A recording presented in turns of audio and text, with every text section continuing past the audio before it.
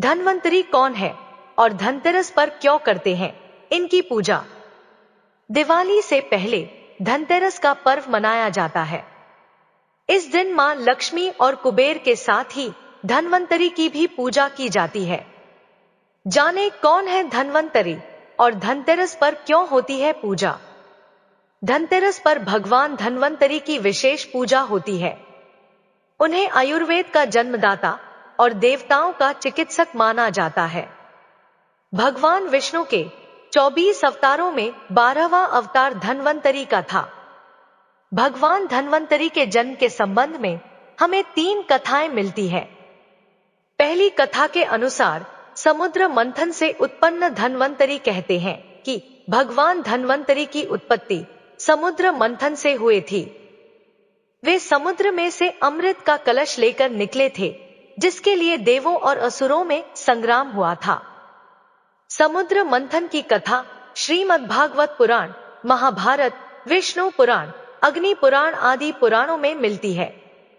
दूसरी कथा के अनुसार धन्व के पुत्र धन्वंतरी कहते हैं कि काशी के राजवंश में धन्व नाम के एक राजा ने उपासना करके अज्य देव को प्रसन्न किया और उन्हें वरदान स्वरूप धन्वंतरी नामक पुत्र मिला। इसका उल्लेख ब्रह्मा पुराण और विष्णु पुराण में मिलता है। यह समुद्र मंथन से उत्पन्न धन्वंतरी का दूसरा जन्म था। धन्व काशी नगरी के संस्थापक काश के पुत्र थे। काशी वंश परंपरा में हमें 2 वंश परंपरा मिलती है। हरिवंश पुराण के अनुसार काश से दीर्घत्पा, दीर्घत्पा से धन्व, धन्वे से धन्वंतरी, धन्वंतरी से केतुमान, केतुमान से भीमरथ, भीमरथ से देवोदास हुए। जबकि विष्णु पुराण के अनुसार काश से काशे, काशे से राष्ट्र, राष्ट्र से दीर्घत्पा, दीर्घत्पा से धन्वंतरी, धन्वंतरी से केतुमान, केतुमान से भीमरथ और भीमरथ से देवोदास हुए। तीसरी कथा के अनुसार वीरभद्रा के पुत्र धन्वंतरी गालव ऋषि जब प्यास से व्याकुल हो वन में भटकर रहे थे तो कहीं से घड़े में पानी लेकर जा रही वीरभद्रा नाम की एक कन्या ने उनकी प्यास बुझाई। इससे प्रसन्न होकर गालव ऋषि ने आशीर्वाद दिया कि तुम योग्य पुत्र की मां बनोगी।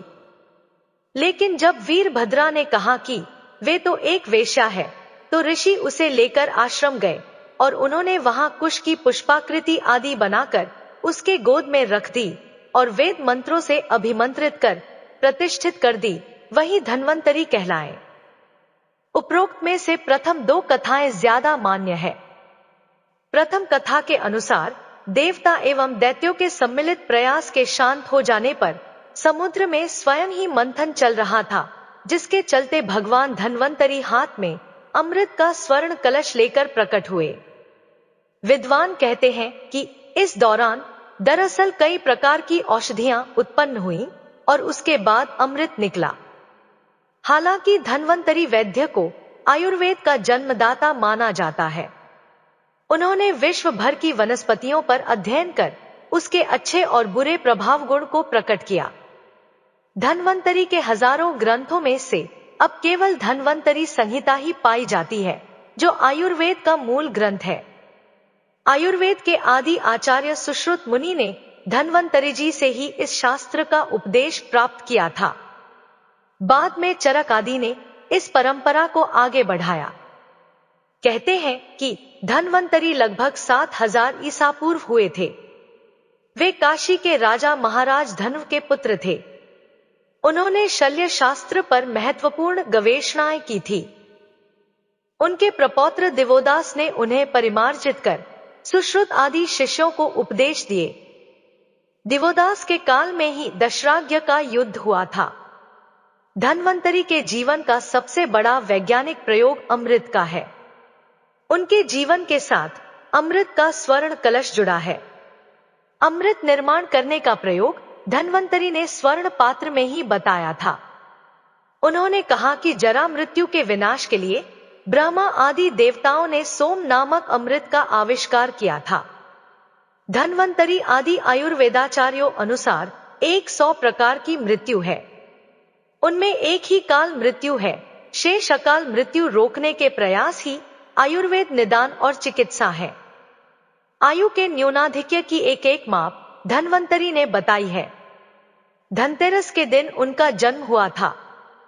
धन्वंतरी आरोग्य, सेहत, आयु और तेज के आराध्य देवता है। रामायण, महाभारत, सुश्रुत संहिता, चरक संहिता, काश्यप संहिता तथा अष्टांग हृदय, भाव प्रकाश, शार्गधर, श्रीमद्भागवत पुराण आदि में उनका उल्लेख मिलता है। धन्वंतरी नाम से और भी कई आयुर्वेदाचार्य हुए हैं। आयु के पुत्र का नाम धन्वंतरी था। धनतेरस पर निरोग काया के लिए धन्वंतरी की पूजा कैसे करें, जानिए। धनतेरस के दिन प्रातः काल धन्वंतरी के पूजन से पहले विष्णु सहस्रनाम का पठन या श्रवण स्वास्थ्य लाभ देता है। ऐसी मान्यता है कि इनका पूजन करने से उपासक को अच्छा स्वास्थ्य मिलता है और वह पूरा जीवन निरोगी रहता है। कैसे करें भगवान धन्वंतरी की पूजा? इस दिन प्रातः उठकर नित्यकर्म से निवृत्त होकर पूजा की तैयारी करें। घर के ईशान कोण में ही पूजा करें। पूजा के समय हमारा मुंह ईशान, पूर्व या उत्तर में होना चाहिए। पूजन के समय पंचदेव की स्थापना जरूर करें। सूर्य देव, श्री गणेश, दुर्गा, शिव और विष्णु को पंचदेव कहा गया है। पूजा के समय सभी एकत्रित होकर पूजा करें। पूजा के दौरान किसी भी प्रकार शोर न करें। इस दिन धन्वंतरी देव की षोडशोपचार पूजा करना चाहिए, अर्थात 16 क्रियाओं से पूजा करें। पाद्य, अर्घ्य, आचमन, स्नान, वस्त्र, आभूषण, गंध, पुष्प, धूप, दीप, नैवेद्य, आचमन, तांबुल, स्तवपाठ, तर्पण और नमस्कार। पूजन के अंत में सांगता सिद्धि के लिए दक्षिणा भी चढ़ाना चाहिए। इसके बाद धन्वंतरी देव के सामने धूप, दीप जलाएं। फिर उनके के मस्तक पर हल्दी, कुंकु, चंदन और चावल लगाएं। फिर उन्हें हार और फूल चढ़ाएं।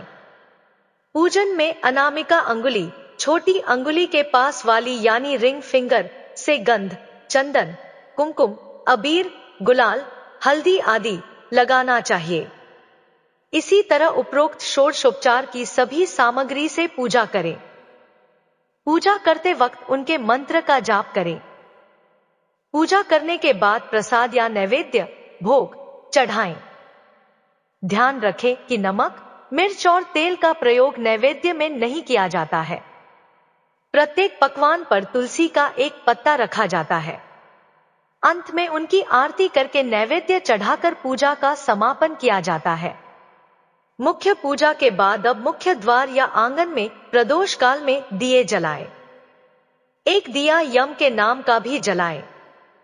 रात्रि में घर के सभी कोने में भी दिए जलाएं। घर में या मंदिर में जब भी कोई विशेष पूजा करे तो अपने इष्टदेव के साथ ही स्वस्तिक, कलश, नवग्रह देवता, पंच लोकपाल, षोडश मातृका, सप्त मातृका का पूजन भी किया जाता। लेकिन विस्तृत पूजा तो पंडित ही करता है। आप ऑनलाइन भी किसी पंडित की मदद से विशेष पूजा कर सकते हैं। विशेष पूजन पंडित की मदद से ही करवाने चाहिए ताकि पूजा विधिवत हो सके। आइए अब सुनते हैं धनतेरस की कथा। उत्तरी भारत में कार्तिक कृष्ण पक्ष की त्रयोदशी तिथि के दिन धनतेरस का पर्व पूरी श्रद्धा व विश्वास के साथ मनाया जाता है। धन्वंतरी के अलावा इस दिन देवी लक्ष्मी और धन के देवता कुबेर की भी पूजा करने की मान्यता है। इस दिन को मनाने के पीछे धन्वंतरी के जन्म लेने की कथा के अलावा दूसरी कहानी भी प्रचलित है। कहा जाता है कि एक समय भगवान विष्णु मृत्युलोक में विचरण करने के लिए आ रहे थे, तब माता लक्ष्मी ने भी उनसे साथ चलने का आग्रह किया। तब विष्णु जी ने कहा कि यदि मैं जो बात कहूं तुम अगर वैसा ही मानो तो फिर चलो। तब लक्ष्मी जी उनकी बात मान गई और भगवान विष्णु के साथ भूमंडल पर आ गई। कुछ देर बाद एक जगह पर पहुंचकर भगवान विष्णु ने लक्ष्मी जी से कहा कि जब तक मैं न आऊं तुम यहां ठहरो। मैं दक्षिण दिशा की ओर जा रहा हूं, तुम उधर मत आना। भगवान विष्णु के जाने पर देवी लक्ष्मी के मन में कौतूहल जागा कि आखिर दक्षिण दिशा में ऐसा क्या रहस्य है जो मुझे मना किया गया है? और स्वामी स्वयं चले गए। देवी लक्ष्मी जी से रहा न गया और जैसे ही भगवान विष्णु आगे बढ़े, माता लक्ष्मी भी पीछे पीछे चल पड़ी। कुछ ही आगे जाने पर उन्हें सरसों का एक खेत दिखाई दिया जिसमें खूब फूल लगे थे। सरसों की शोभा देखकर माता लक्ष्मी मंत्रमुग्ध हो गई और फूल तोड़कर अपना श्रृंगार करने के बाद आगे बढ़ी। आगे जाने पर एक गन्ने के खेत से माता लक्ष्मी गन्ने तोड़कर रस चूसने लगी। उसी क्षण भगवान विष्णु आए और यह देख देवी लक्ष्मी पर नाराज होकर उन्हें शाप दे दिया कि मैंने तुम्हें इधर आने को मना किया था, पर तुम नहीं मानी और किसान की चोरी का अपराध कर बैठी। अब तुम इस अपराध के जुर्म में इस किसान की 12 वर्ष तक सेवा करो। ऐसा कहकर भगवान विष्णु उन्हें छोड़कर क्षीर सागर चले गए। तब माता लक्ष्मी उस गरीब किसान के घर रहने लगी। एक दिन देवी लक्ष्मी ने उस किसान की पत्नी से कहा कि तुम स्नान कर पहले मेरी बनाई गई इस देवी लक्ष्मी का पूजन करो, फिर रसोई बनाना, तब तुम जो मांगोगी मिलेगा। किसान की पत्नी ने ऐसा ही किया। पूजा के प्रभाव और माता लक्ष्मी की कृपा से किसान का घर दूसरे ही दिन से अन्न, धन, रत्न, स्वर्ण आदि से भर गया। माता लक्ष्मी ने किसान को धन धान्य से पूर्ण कर दिया। किसान के 12 वर्ष बड़े आनंद से कट गए। फिर 12 वर्ष के बाद माता लक्ष्मी जाने के लिए तैयार हुई। भगवान विष्णु माता लक्ष्मी को लेने आए तो किसान ने उन्हें भेजने से इनकार कर दिया।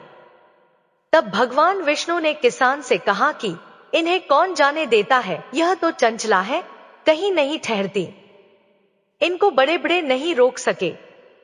इनको मेरा शाप था, इसलिए 12 वर्ष से तुम्हारी सेवा कर रही थी।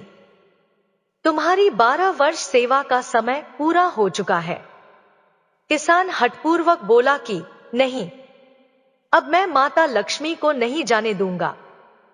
तब माता लक्ष्मी ने कहा कि हे किसान, तुम मुझे रोकना चाहते हो तो जो मैं कहूं वैसा करो। कल धनतेरस है। तुम कल घर को लीप पोत कर स्वच्छ करना। रात्रि में घी का दीपक जलाकर रखना और सायंकाल मेरा पूजन करना और एक तांबे के कलश में रुपए भरकर मेरे लिए रखना। मैं उस कलश में निवास करूंगी, किंतु पूजा के समय मैं तुम्हें दिखाई नहीं दूंगी। इस एक दिन की पूजा से वर्ष भर मैं तुम्हारे घर से नहीं जाऊंगी। यह कहकर वह दीपकों के प्रकाश के साथ 10 दिशाओं में फैल गई। अगले दिन किसान ने माता लक्ष्मी के कथानुसार पूजन किया।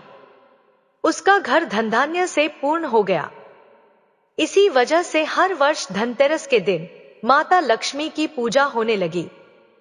उम्मीद करती हूं कि आपको यह जानकारी अच्छी लगी होगी। वीडियो अच्छी लगी हो तो लाइक, शेयर और साथ ही हमारे चैनल को सब्सक्राइब करना ना भूलें। धन्यवाद।